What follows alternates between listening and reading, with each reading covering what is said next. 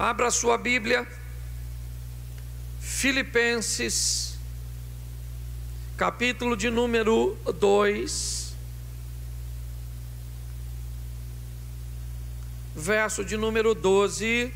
Eu já quero ir preparando vocês para janeiro, para o ano da realização. E como ele vai falar inicialmente de sonhos, não é proibido sonhar, eu já quero preparar você. Filipenses 2:12. Mas antes de lermos, deixa eu falar com você. O que é um sonho? Há um tempo atrás, um amigo postou na rede social assim, aliás, no início de 2018, ele postou na rede social dele o seguinte texto: este ano, falando de 2018, será o ano onde os sonhos de Deus irão se cumprir na sua vida. Entre os comentários na rede social desse meu amigo, eu achei muito interessante. O indivíduo colocou assim: que heresia! Deus não dorme, como é que ele sonha? Então preste atenção, tem gente que não sabe nem fazer uma conexão e uma diferenciação entre o figurado do literal. Quando o assunto é sonhar, na verdade nós estamos falando de seus projetos. Seja um sonho algo que parte a princípio de uma ideia, a mentalização de um desejo, seja um projeto, ou seja, você conseguiu transcrever ou botar aquilo que estava na sua mente num papel, certo? Ou conseguiu extrair da sua mente para um projeto escrito, ou seja, até mesmo uma maquete, ou seja, algo numa dimensão pequena, onde você consegue fazer com que você veja o que você pretende fazer, mas que outras pessoas também consigam entender. Nós já estamos trabalhando, por exemplo, começou com um sonho, o terreno da igreja e o desejo de ampliar a igreja. Nós compramos o terreno e agora estamos caminhando para o projeto, ou seja, nós vamos colocar um projeto em 3D aqui para que as pessoas consigam enxergar o sonho agora num projeto, e futuramente nós pretendemos fazer uma maquete disso, ou seja, um ambiente onde você pode ter uma visão de onde nós estamos querendo chegar. É isso que eu gostaria que você fizesse. E por mais que o projeto e a maquete seja algo mais palpável, ele ainda está no campo do abstrato. Ele ainda vai estar no campo do não realizado. Então, se nós vamos realizar sonhos, primeiro, temos que tê-lo. Segundo, vamos buscar materializá-lo com um bom projeto. Vamos estabelecer uma maquete daquilo que eu quero. Pastor, dá para dar exemplo? Fácil. Por exemplo, a senhora quer casar. Esse é seu projeto para 2019. É um sonho. Sim, porque é muito difícil. Primeiro a senhora tem que achar um homem. A senhora está rindo? É mais fácil a senhora achar 1 quilo de ouro do que um homem, certo? Depois de achar, tem que tentar fazer que ele goste da senhora. Olha como é que vai ficando, é igual videogame. A cada fase dificulta. Depois a senhora tem que convencer esse cara a casar. E olha, tá vendo só? Ok? Então é muito difícil. Então o que a senhora faz? Primeiro, a senhora dá uma ajeitada na carcaça do nível que a senhora quer o homem. Eu quero um homem muito bom. Então a carcaça tem que estar no nível, ou não é? Exponencial. Depois, a senhora pega a foto parecida do homem que a senhora quer, bota na reta da sua cama, assim, olha para ele todo dia e diz: Senhor, eu queria esse, mas esse eu não sei nem onde mora, que eu peguei a foto na internet, eu não sei quem é, e ele é meu sonho ao máximo. Talvez esse eu não consiga, mas me dê um perto desse. O que é isso? Isso é sonho. Angariado de projeto, ainda tem uma maquete colada na parede. Dá para você entender? Porque o que acontece? O que eu quero te explicar é o seguinte: antes de lermos esse texto, deixa eu te mostrar uma coisinha. Põe para mim Apocalipse, capítulo 2, verso 11. Eu acho que é isso, a carta de João à igreja de Esmirna. Põe aí Apocalipse 2, 11. Quem tem ouvidos, ouça o que o Espírito diz. Ao que vencer, não receberá o dano.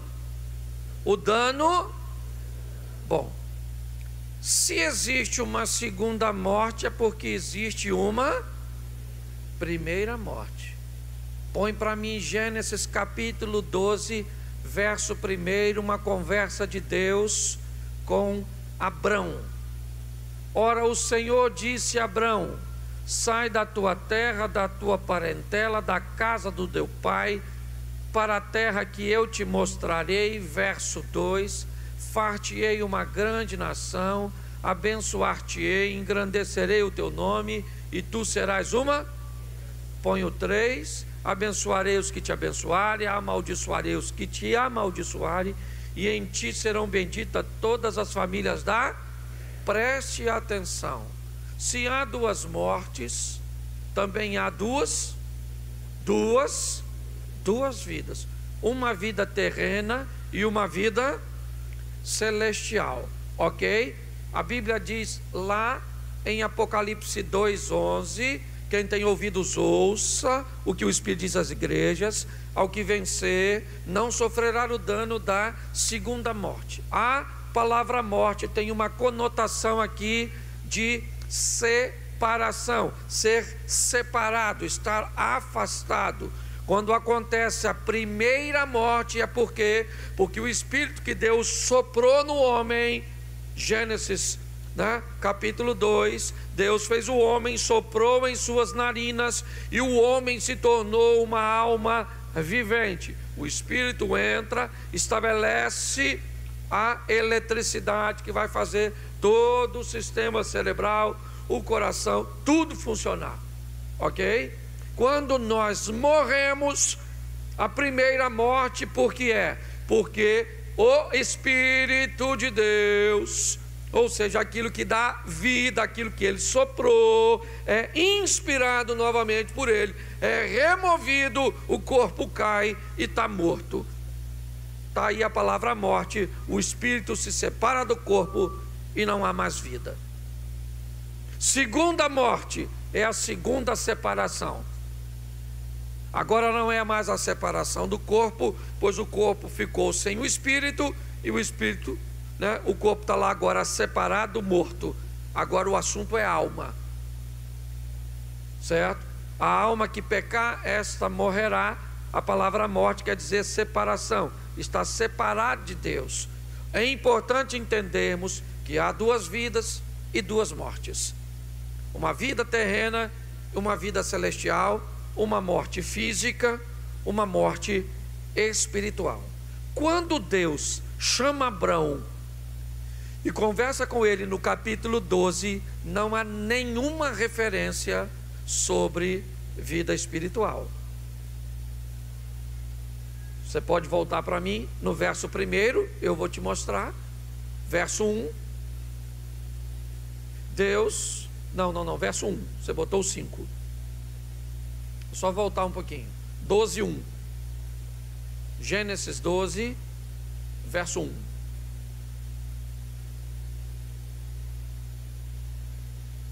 Ora, o Senhor disse a Abraão: sai da tua terra, terra, físico, sai da tua parentela, físico, sai da casa de teu pai, físico, e vai para uma terra física, Nova Canaã, certo? Ele está saindo de Ur dos Caldeus, nesse texto. Verso 2: far-te-ei uma grande nação, está falando de coisas terrenas, abençoar-te-ei, engrandecerei o teu nome, tu serás uma bênção. Verso 3: abençoarei os que te abençoarem, amaldiçoarei os que te amaldiçoarem, em ti serão benditas todas as famílias O papo aqui, a conversa aqui, não tem a ver com o celestial, tem a ver com o terreno, com o físico, com o material. Nós precisamos entender que a Bíblia traz consigo dois focos fortíssimos: vida eterna, prioridade, o preço de sangue pago por Cristo na cruz, para botar o meu nome e o seu no livro da vida. Isso é prioridade, isso é essencial, isso é inegociável. Mas, porém, quem tem isso não sofre o dano da segunda. Só que a Bíblia diz que tem a primeira, e a primeira morte não tem jeito, só se o arrebatamento vier antes. Para nós não passamos por ela. Mas a pergunta é: se esse texto me fala de coisas terrenas, bênçãos, engrandecerei o teu nome, te enriquecerei, você será conhecido entre as nações, tudo isso são bênçãos para essa vida, são realizações para essa vida. Deixa eu te explicar. Vida celestial é simples demais. É crer no Senhor Jesus Cristo e serás, porque é graça. Salvação é graça, e graça é dada àquele que não merece. Pelo que ele faz, sim ou não? Sim ou não? Não. O ladrão da cruz fez tudo errado, mas como houve um tempo hábil de um encontro com o Salvador, ele recebe o direito à salvação, sim ou não? Mas morreu crucificado. Vida terrena ruim, vida celestial boa. Vamos para a parábola do rico e Lázaro. O rico teve vida terrena positiva ou negativa? E vida celestial? Negativa. O ladrão é o oposto: vida física negativa, vida celestial positiva. Então, todas as vezes que durante este ano próximo nós estivermos falando, eu preciso que a igreja, o projeto, aqueles que fazem parte do nosso contexto, esteja situado no que nós estamos falando. Distingua quando o assunto é poder, é Espírito Santo, é dom, é sobrenatural, transcende o entendimento. E você vai ouvir muito isso aqui, porque somos uma igreja pentecostal. Mas seja hábil para entender, quando estivermos falando de coisas materiais, humanas, físicas, responsabilidades que são suas. É importante entendermos isso, ok? É para isso que nós vamos caminhar, é para lá que nós vamos. Eu quero terminar o ano, pelo menos o ano de 2019, com cada um do projeto tendo no mínimo uma realização para contar do que aconteceu. Posso ouvir um amém? Amém. Então eu entendo, certo, que o que eu vou falar aqui hoje tem a ver, ainda que Paulo esteja falando de um trabalho que não é vão no que diz respeito à salvação, eu quero fazer uma aplicação disso no mundo físico, de realizações. Por quê? Porque eu sei que isso é importante para nós e também para o reino. Ter gente que realiza coisas, que conquista coisas aqui nesta terra era um grande, ou é um grande, uma grande isca, certo? Eu aprendi algumas coisas nessa viagem que fiz, e uma delas era: por que é que Jesus multiplicava e oferecia comida aos seus ouvintes? Por que é? Seu discípulo diz: Jesus, está ficando tarde, despede a multidão para que eles possam comer em casa. E Jesus faz um milagre da multiplicação, pegando os pãezinhos e os peixes. Qual era seu propósito com isso? Você sabe qual era? Quando Jesus voltasse àquele local de novo, seus discípulos saíssem para convidar as pessoas para ouvi-lo, elas saberiam que havia possibilidade de, além de ouvi-lo, comer alguma coisa. Ah, pastor, eu acho isso um absurdo. Talvez eu também ache, mas tem muita gente que precisa dessa motivação. Então, para você entender um pouquinho isso, volta para mim o texto de Filipenses, capítulo 2, verso 12, e nós vamos ver que podemos ter sonhos, projetos, maquetes, mas tudo isso nos impulsiona apenas ainda ao hipotético, ao abstrato. Mas Paulo diz algumas coisas que eu quero ver com vocês ali. De sorte que, meus amados, assim como sempre obedecestes, não só na minha presença, mas muito mais agora na minha ausência, assim também operai a vossa salvação com temor e tremor. Paulo fala 3 coisas preciosíssimas nesse primeiro versículo. Primeiro, ele fala de uma obediência. Mas, eu tenho que obedecer a quem, pastor? O senhor está falando que eu tenho que obedecer ao meu pai? O senhor está querendo dizer que eu tenho que obedecer a Deus? O senhor está querendo dizer que eu tenho que obedecer à igreja? Não, não. Eu estou falando de realização, e você vai precisar obedecer a sinalização e o compromisso para você alcançar o que você quer. Olhe bem,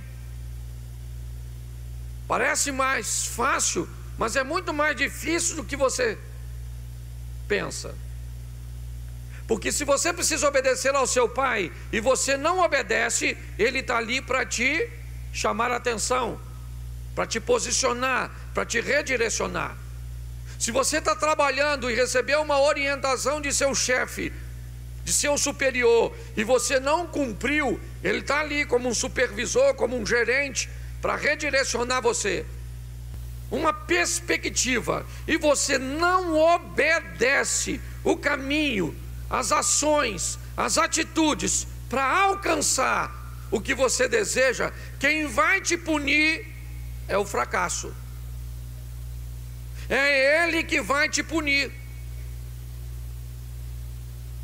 Quando você deseja fazer alguma coisa, você precisa entender que há um nível de obediência que tem que ser prestado para aquilo. Há uma regra, há um hábito, uma maneira que eu vou ter que seguir. Mas quem é que vai me orientar? Eu mesmo. Pois eu sei onde eu quero chegar. Vamos supor, você trabalha, mas quer estudar depois do trabalho. Você já é adulto, mora sozinho, ganha seu dinheiro, paga as suas despesas, custeia tudo. Quem é que vai impulsionar você a estudar? Quem é que vai fazer você gastar seu tempo, estabelecer uma obediência? É você. O que Paulo está dizendo é o seguinte: sempre obedece na minha presença como na minha. Ou seja, o que Paulo está dizendo é: houve uma mudança mental desse povo, que eles não precisam mais da minha presença para obedecer. Estabeleceu-se uma disciplina. Tem gente que não tem disciplina para guardar dinheiro. Tem gente que não tem disciplina para fazer nada. É totalmente indisciplina. Então, deixa eu te dar uma notícia que já pode ter acontecido com você, e eu não vou perguntar para não deixar você sem graça. Mas quantos de nós já entramos janeiro com uma lista de coisas que não durou fevereiro? Você lembra disso? Pois é, querido. Você queria fazer tanta coisa. A senhora queria emagrecer. O senhor queria economizar 50 centavos por mês. Não economiza. O que Paulo está me falando é de uma disciplina, é de uma obediência. É isso que ele está dizendo. Ele está falando do trabalho dele. Eu peguei esse texto exatamente por isso, porque alguém que tinha uma realização e conseguiu concretizar. É isso que ele está fazendo. Ele está dizendo, né? Eu tinha o propósito de fazer vocês obedecerem. Sim, eu fiz. De que forma? Na minha presença, como na minha ausência. Ele está falando de obediência e disciplina. O grande problema da maioria de nós é não termos disciplina para alcançarmos aquilo que quer. Você não precisa ter disciplina para tudo, senão você vai ser louco, enjoado. É ou não é? Quem quer ser disciplinado em tudo é chato. Ver um copo sujo, tem que lavar. Calma, meu filho, dá licença, deixa eu sujar mais alguma coisa, que eu vou lá. Não, odeio o copo sujo. Não, o litro de leite tem que estar na geladeira virado para fora. A toalha tem que estar dobrada com a letra para frente, não pode estar o contrário. Pô, tu é chato pra caramba, hein? Pelo amor de Deus. Não é disso que eu estou falando. Mas se você quer alcançar alguma coisa, você tem que ser disciplinado, porque senão você não vai até o fim.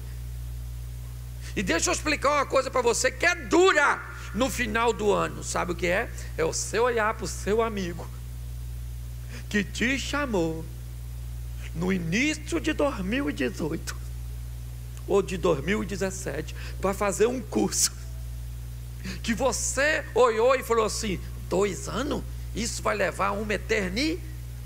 Eu não vou fazer, porque vai demorar. Os 2 anos passou igual um relâmpago. O seu amigo se formou e tu se ferrou. Começa com F, mas termina tragicamente. Ausência de disciplina. Você quer 2019, querido? É mó barato quando a gente fala isso. 2019! Caraca, é isso aí, o ano da realização. Vou arrebentar, louvado seja Deus, vou fazer tudo. Fazendo o quê? Fazendo o quê? Eu nunca fiz nada. Por que agora que eu tenho que fazer? E eu terminei o ano de 2018 vivo? Ô menino, isso é o suficiente para você?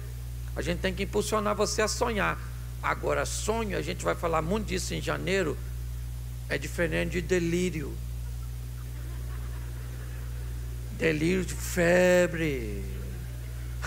Você está quente. É. Você conhece alguém que delira? Delira. 2019 eu vou comprar uma Ferrari.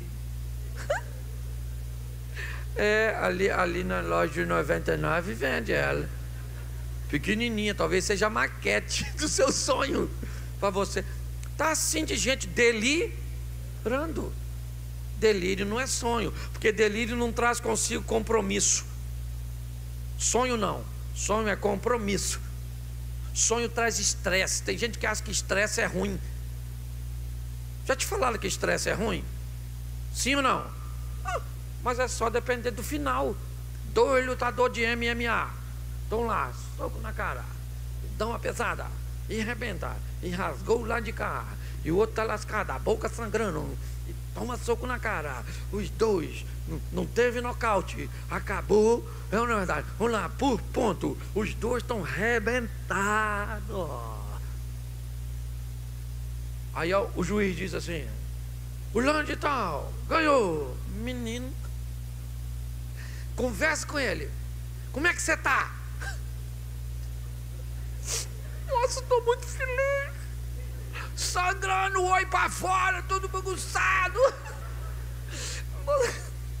Era o sonho da minha vida. Você é louco? Você está todo machu, todo arrebento, e você está todo estressado, seus músculos, você está cansado, todo machucado, vai levar mais de 20 dias para começar a cicatrizar. Ele está feliz, sim ou não? Mas ele apanhou. Foi desgastante, foi estressante, mas ele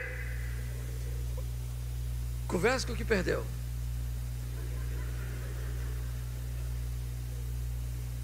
Até as feridas dele é comprovado, demora mais a cicatrizar que o outro.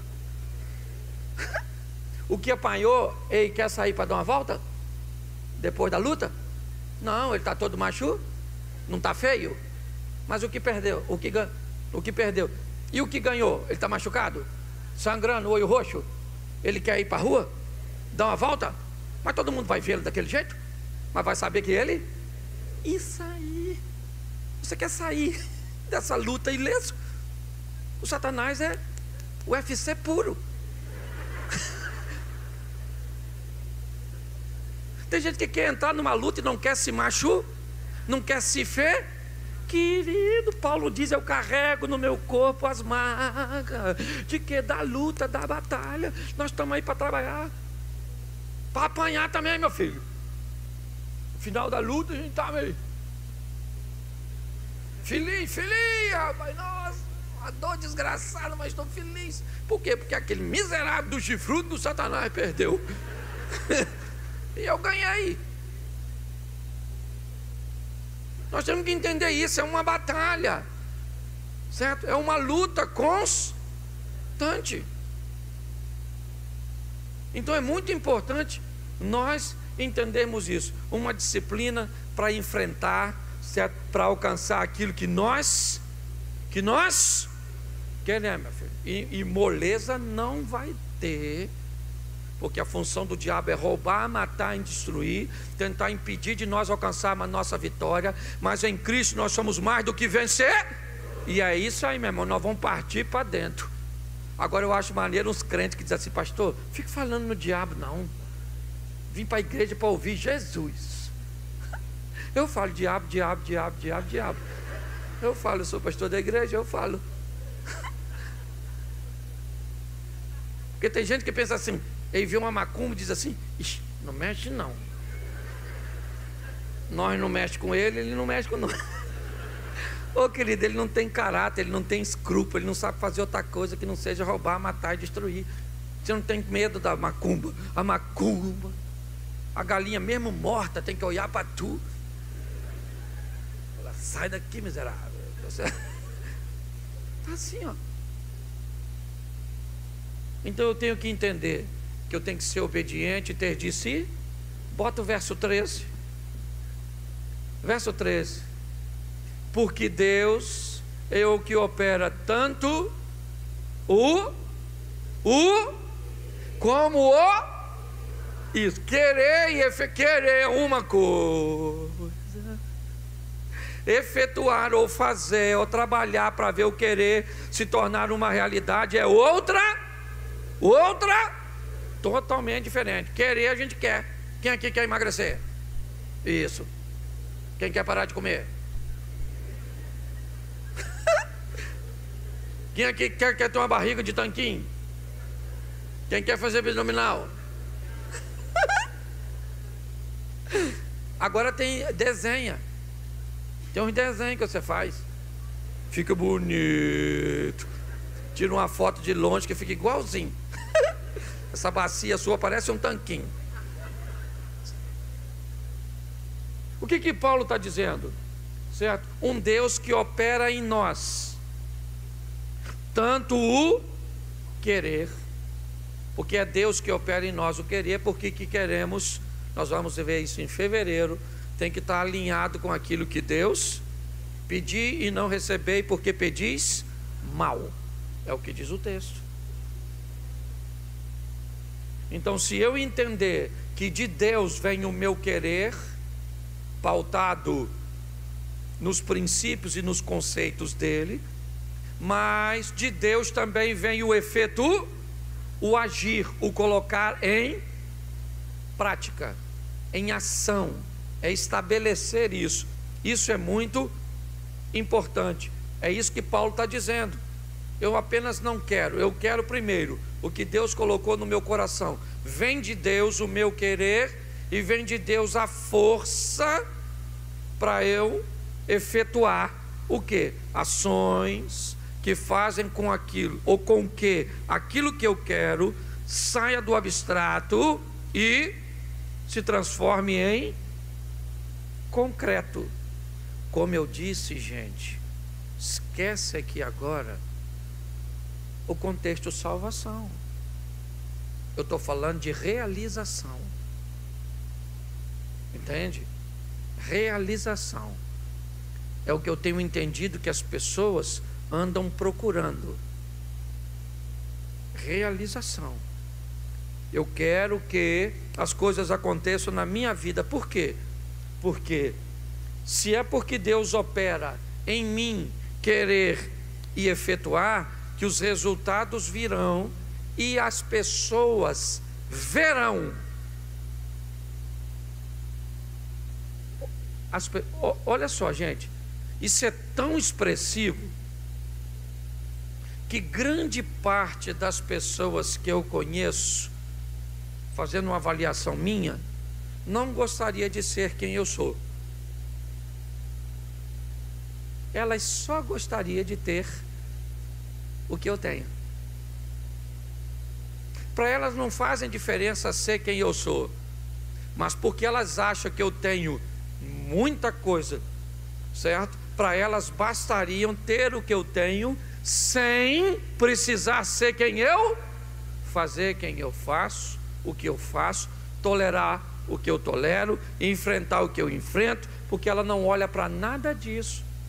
Quem olha para a sua vida, olha apenas aquilo que você tem, não aquilo que você faz para alcançar o que tem. Ou seja, inevitavelmente, ter te dá a oportunidade de falar para pessoas de onde vêm os recursos para alcançar o que você tem, pois todos eles estão em Deus. Então dizer que ser um vencedor nesta terra não é um processo eficiente de evangelismo é mentira. Você quer ir para a Bíblia? Vamos lá. Segundo livro dos Reis, a rainha de Sabá se desloca para avaliar a vida de Salomão. Ela disse: eu quero ver como funciona seu reino. E ela sai maravilhada e diz: olha, não me disseram nada mediante a tudo aquilo que eu vi.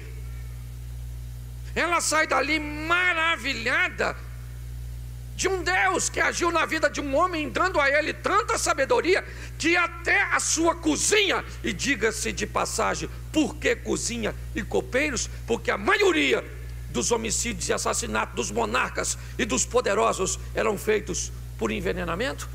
Mas quem é que quer ver um homem tão bom morto? Pare e pense. Sabe? Deus tem colocado no meu coração para o projeto Recomeçar, falar para essas pessoas que vão morar no céu, porque é gente que tem fé para morar no céu, é gente que o pecado incomoda quando elas pecam, é gente que se sente ferida quando faz alguma coisa que entristece o Espírito Santo, mas que elas se acostumaram a fazer coisas para a sua própria vida que não as machuca, a não ser quando elas veem o resultado. Mas aí, para se eximirem de responsabilidade, é porque Deus abençoa mais A do que a B, porque fulano tem uma oportunidade maior do que ciclano, porque o diabo está se levantando com fúria contra mim. Será que o diabo tem mais sede em mim do que em você? É isso? Se uma alma vale mais para o mundo inteiro, para Deus, ela também vale mais que o mundo inteiro para Satanás. Então nós vamos ser perseguidos em muitas medidas. É lógico que a nível de postura, a Bíblia diz: a quem muito é dado, muito será cobrado. Mas eu tenho que entender, certo? Que uma coisa é querer e outra coisa é efetuar. E as duas coisas, transformar o que eu quero em ação, em efeito, em resultado, depende de Deus na minha vida. É assim que funciona, e é isso que Paulo está dizendo na carta aos Filipenses. Coloca o 14, por favor. Fazei todas as coisas sem murmurações e sem... Isso aqui é fantástico. Tudo que você for fazer, evite duas coisas. Primeiro, murmurar, falar mal daquilo que você está fazendo. Essa droga também não dá certo, essa peste eu já tentei um montão de vezes, essa praga tem hora que me dá vontade de desistir, isso me dá uma raiva que parece que não vale a pena, esse homem nunca vai mudar, esse filho meu, olha só o que é isso.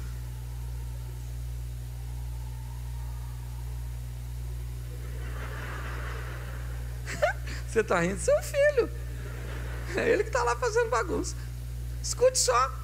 Você conhece gente que murmura, falando mal? Eu acho maior barato quando alguém fala assim comigo: pastor, eu casei, mas eu sabia que não devia ter casado.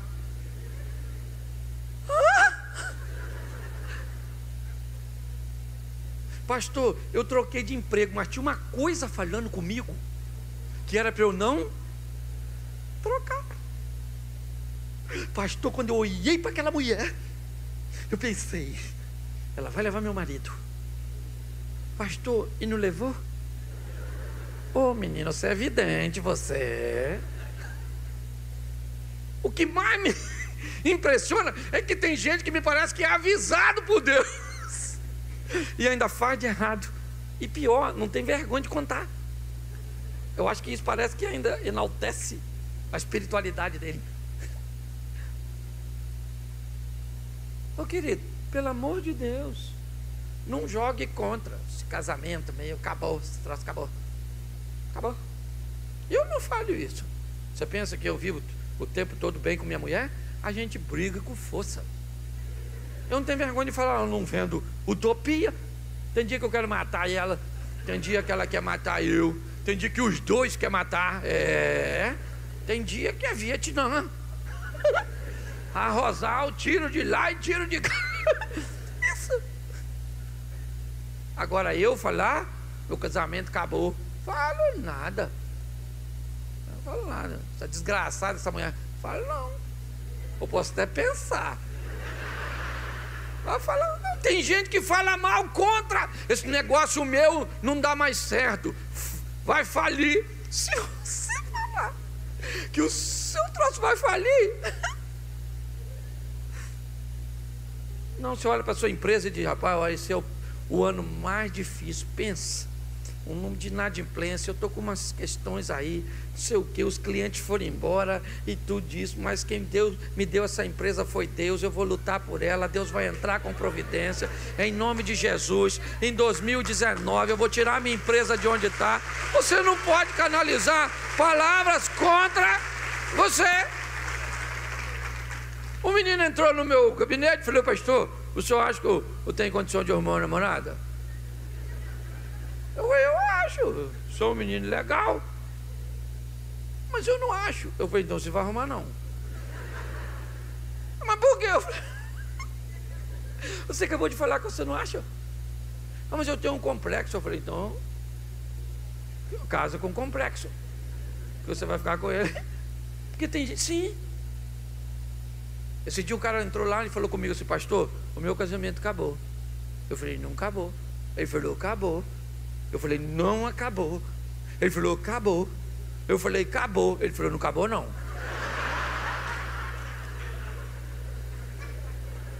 Eu posso falar que acabou. O senhor não pode me desanimar.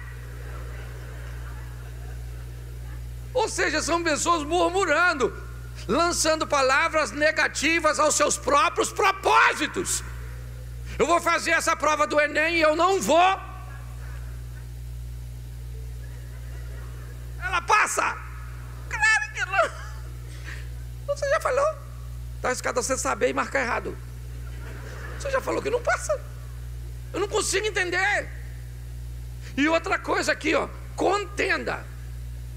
Enquanto murmurações são palavras, tem gente que canaliza força, que deveria estar sendo canalizada para ver seu sonho se tornar real, e fica arrumando encrenca com os outros. Tem sempre um filho do cão para roubar a nossa paz. Tem ou não tem? Tem. E aí você quer discutir com ele, quer brigar com ele. A força que você está canalizando para esse local poderia estar sendo usada para tornar seu sonho uma realização. Então, por favor, não use seus lábios para falar contra você, nem contra seus propósitos, porque há poder na palavra, e não canalize forças. Vamos lá?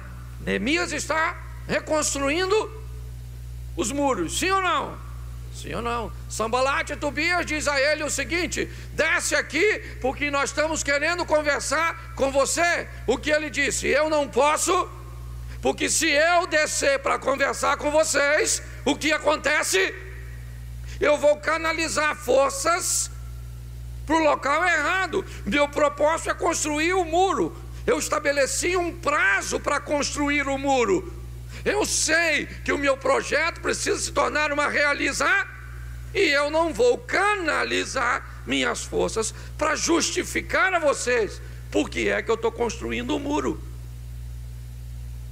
Então eu não posso me envolver, querido, com duas coisas: falar mal. Não fale mal do seu filho, não fale mal de sua esposa, não fale mal, certo? Aliás, da esposa e do marido eu aconselho falar. Estou falando sério. Nunca fale para os outros que minha mulher é fantástica, sensacional, não gasta, come pouco, faz amor todo dia. Se um homem ouvir isso, vai falar: sério, maluco?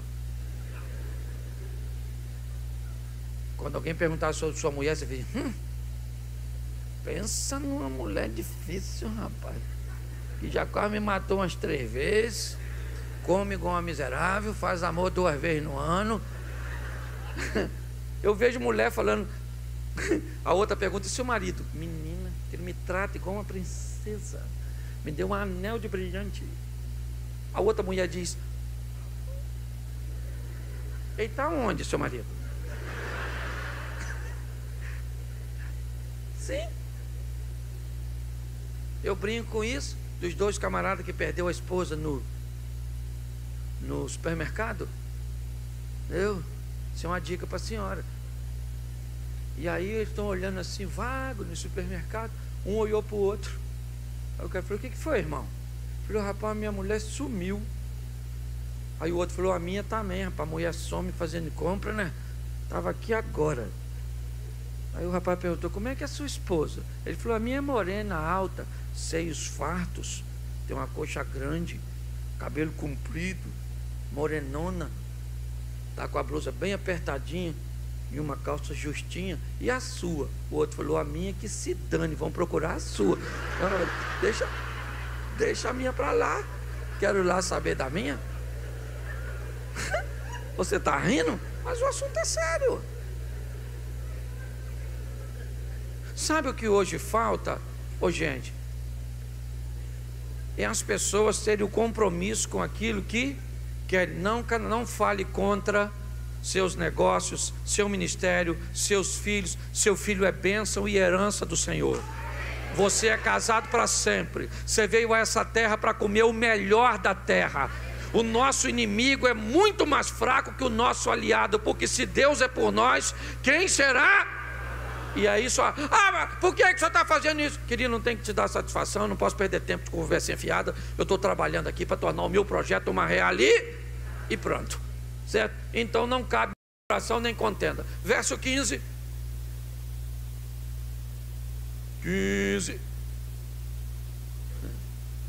Para que sejais irrepreensíveis e sinceros, filhos de Deus, inculpáveis numa geração corrompida e entre a qual resplandeceis como. Sabe o que é mais desafiador disso tudo?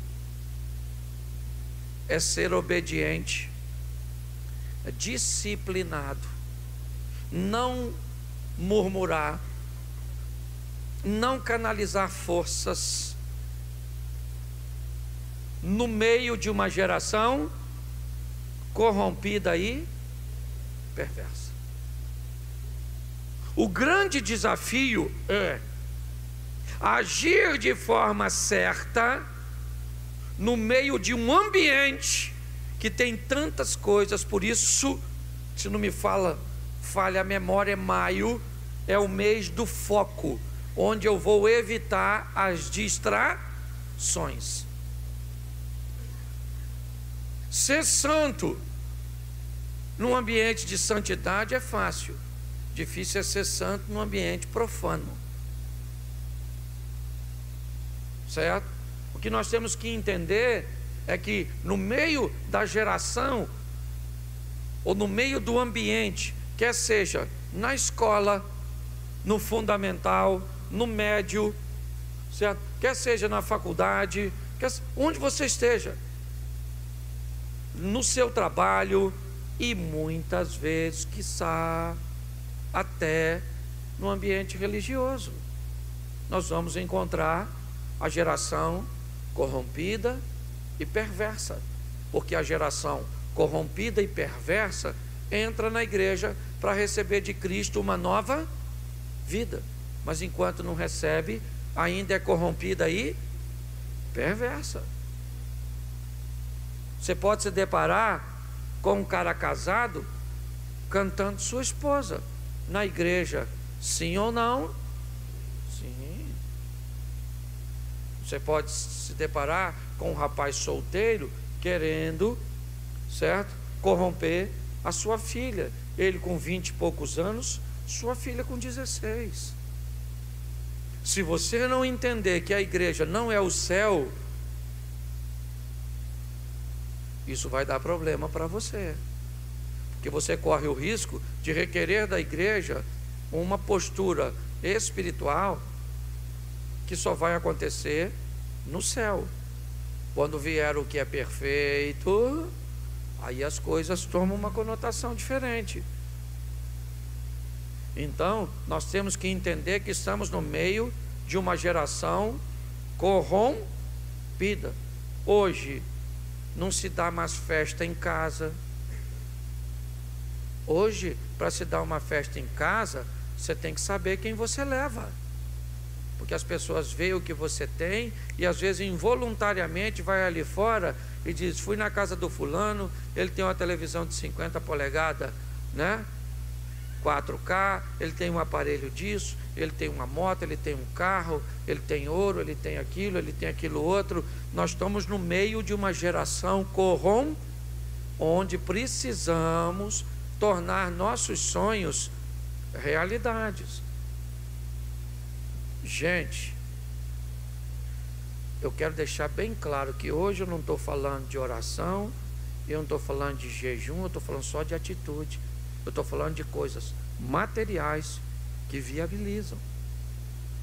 Durante aí esse período e até no domingo, como é Santa Ceia, eu vou estar falando um pouco disso, dessa postura espiritual que tem que embasar, que tem que estruturar por trás de todas as coisas físicas que fazemos. Gerência de boa administração, vai estar o quê? A estrutura espiritual me resguardando, aquilo que eu não posso ver, os intentos do coração que eu não consigo, observar. É isso. Mas aqui nós temos que ter esse tipo de entendimento. E o verso 16, eu quero encerrar nele, pois ele diz: retendo a palavra da vida, para que no dia de Cristo possa gloriar-me de não ter corrido nem trabalhado. Preste atenção, o que Paulo está dizendo para os filipenses é, depois de ter feito tudo aquilo, na reta final, o que eles conservam é suas ações retendo, pautando na palavra da vida, ou seja, no que Deus quer em Cristo, pois o verbo se tornou carne e habitou entre nós, diz o Evangelho de João. Mas ao mesmo tempo, o que Paulo diz, o que eu quero saber no final de tudo é ter a certeza de que tudo aquilo que eu fiz e trabalhei, toda a minha labuta, todo o meu trabalho, todo o meu investimento, não foi, eu consigo ver resultados. É para isso que eu estou chamando vocês. Uma vida de resultados e de salvação. Não é uma vida de resultados sem salvação, nem uma vida de salvação. Eu quero chamar vocês para uma vida de resultados e salvação. Uma vida digna, decente, que faça com que o não crente, que faça com que aquele que não tem uma experiência com Cristo tenha. É posicionamento, é postura. Cometemos erros até involuntários. Esses dias uma moça me perguntou assim: pastor, por que ela é bem resolvida, tem um bom emprego, ganha um dinheiro, tem a casa dela, tem a vida dela, e ela me perguntou assim: pastor, por que é que eu só arrumo um homem duro? Eu atraio o homem duro.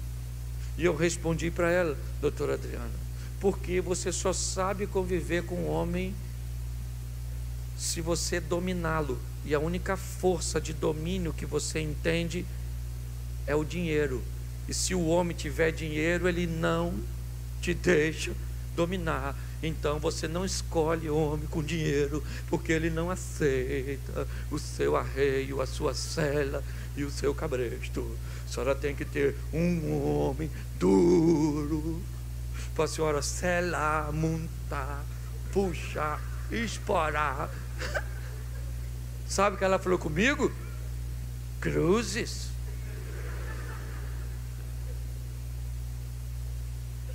Ela usou essa palavra, cruzes. Aí eu esperei ela se benzer, mas ela não se benzeu. E sabe o que ela me disse? Sabe que o senhor tem razão. Então, meu filho, se você está numa vida lascada, você é o lenhador.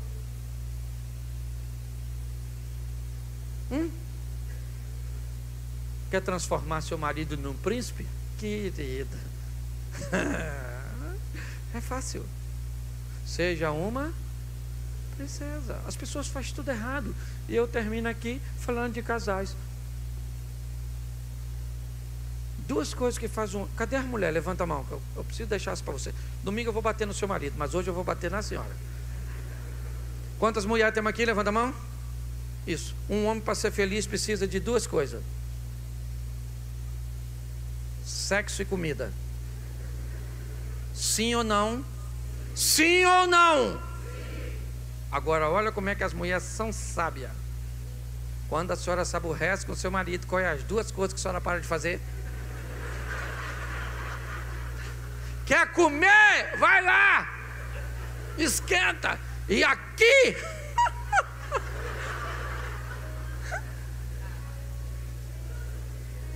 Não precisa nem soltar o Satanás. Pode deixar ele preso que vai dar ruim. Diga para quem está do seu lado assim: você é o maior profeta da sua vida. Isso aí, querido.